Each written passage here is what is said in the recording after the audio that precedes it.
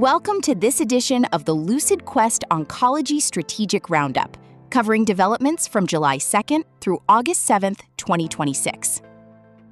The defining story of this reporting period was the continued evolution of oncology toward precision-driven treatment pathways, earlier intervention, and stronger integration between therapeutics and diagnostics. Across bladder cancer, breast cancer, targeted oncology, and emerging cellular therapies, companies are increasingly competing beyond clinical efficacy alone.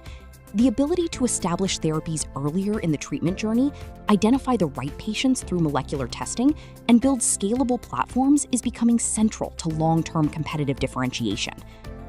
5 themes stood out. The first theme was the continued shift toward earlier-line oncology treatment. Astellas regulatory progress for Padcev plus Keytruda in muscle-invasive bladder cancer highlights the growing importance of moving effective combinations into earlier disease settings. By targeting patients around the surgical treatment pathway, the combination has the potential to expand beyond advanced disease and influence future treatment sequencing. A similar strategy is emerging in breast cancer. Gilead's progress with Trodelvy plus Keytruda in first-line metastatic triple-negative breast cancer reinforces the competitive importance of antibody-drug conjugates moving into earlier treatment positions. The strategic implication is significant. Companies that establish therapies earlier may have greater influence over standards of care, physician familiarity, and future treatment pathways. However, earlier line success will depend on durability of benefit, safety, reimbursement, and how clinicians balance new combinations against established approaches.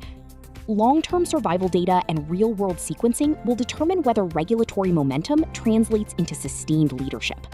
The second theme was the growing importance of precision oncology infrastructure.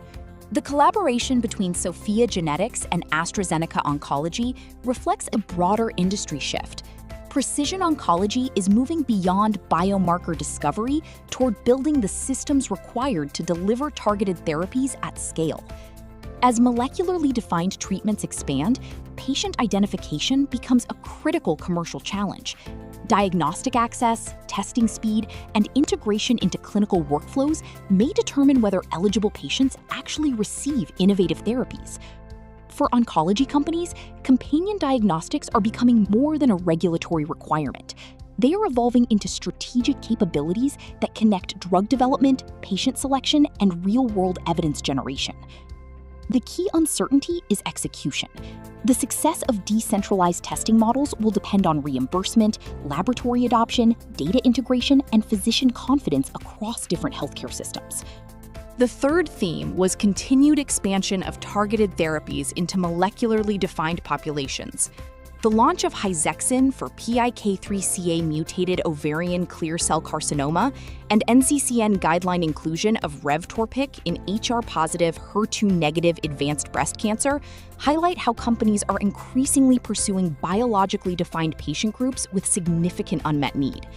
These approaches demonstrate the continued evolution of precision oncology, from broad cancer categories toward therapies designed around specific molecular drivers. However, smaller patient populations create commercial challenges. Success will depend on efficient patient identification, clear treatment positioning, and the ability to demonstrate meaningful differentiation within increasingly complex treatment algorithms. The fourth theme was the continued development of next-generation immune therapies. IN8bio's publication of Phase 1 clinical data for its gamma-delta T-cell platform in newly diagnosed glioblastoma highlights ongoing efforts to develop alternatives to established cellular therapies. The strategic opportunity is substantial. Companies developing new immune platforms are attempting to address limitations of existing approaches, including challenges related to solid tumor penetration, persistence, and manufacturing complexity. However, early clinical signals must still translate into consistent benefit in larger studies. Scalability, treatment logistics, and competitive positioning will determine whether these approaches move from scientific innovation to commercial relevance. The fifth theme was the growing importance of regulatory and operational execution. This reporting period demonstrated that clinical innovation alone is insufficient. Manufacturing readiness, regulatory strategy, and launch execution can significantly influence commercial outcomes. Elevar Therapeutics' complete response letter for ravasiranib plus camreluzumab illustrates how regulatory and manufacturing challenges can delay market entry, despite promising clinical data.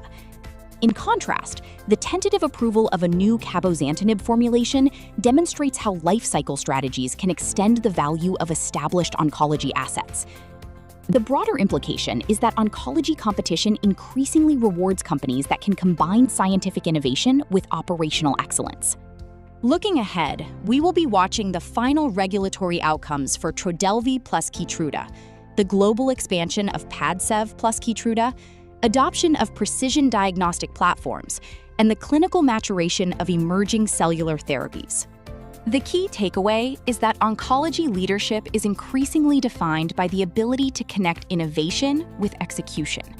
The companies best positioned for long-term success will be those that can identify the right patients, integrate diagnostics, establish earlier treatment roles, and navigate increasingly complex regulatory and commercial environments. Thank you for joining this edition of the LucidQuest Strategic Roundup. For more healthcare market intelligence and strategic analysis, visit www.lucid.com.